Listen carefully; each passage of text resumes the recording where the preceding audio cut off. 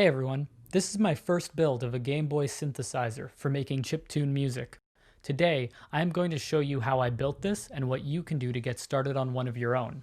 I'll include links in the description for some of the items that I needed.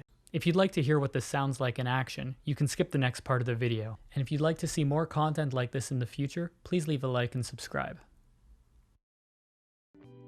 Alright, so to get into a Game Boy, I needed a tri-wing screwdriver. This Y-shaped head is essential for taking apart most Nintendo hardware. Once I get it open, I have to be careful not to damage the ribbon cable connecting both halves. I'm going to be focusing on this half for the first mod, the new screen.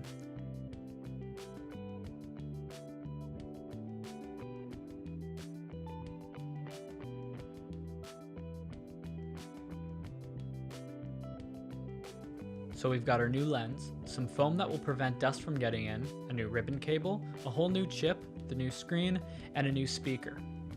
I had to do some cutting here, just removing a few points that'll get in the way of the new hardware.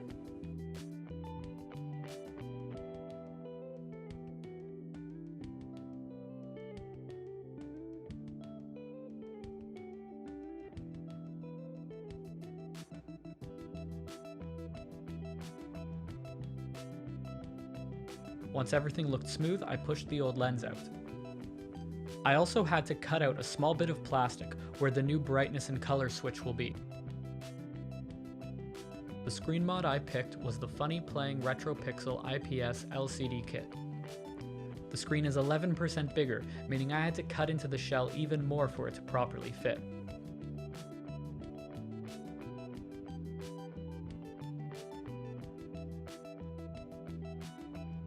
Now that I have a perfect window for the new screen and some of that foam on the back, I can start connecting all of these bits and place a new lens on the shell.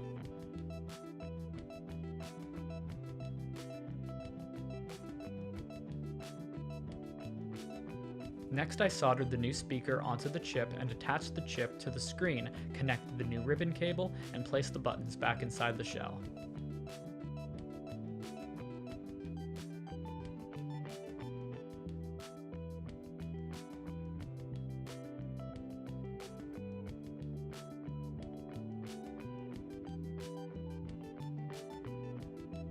And here's the new screen. I can adjust the brightness and choose from at least a dozen monochromatic backgrounds. My second mod is an RCA left and right that'll allow me to split channels and record with better quality. First, I drilled 2 holes into the top of the shell, being careful not to damage any hardware.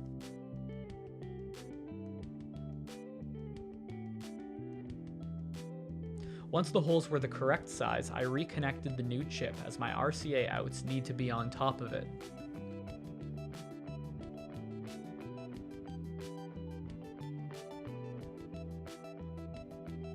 Now we have to solder. This might be the most difficult part for people who haven't done a lot of soldering, like me. There are 3 points on the main CPU for the 3 wires we'll be using: ground, left, and right.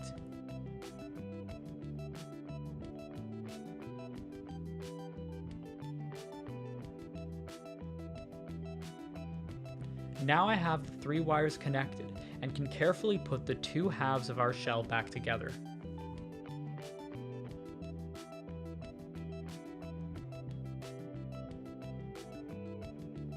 The third mod is the CleanJuice USB-C rechargeable battery pack. This very simple mod allows us to ditch the 4 AA batteries in favor of something much more modern and manageable. I just needed to cut away the ridges that hold the batteries to make more room.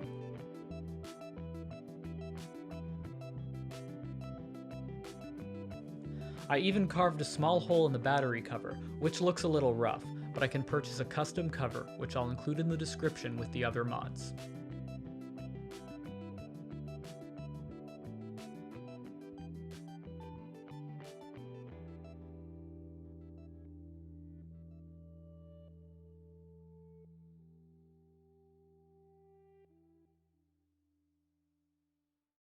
Now that I'm back in my studio, I'm going to use the RCA output to run my Game Boy into a mixer, then my interface.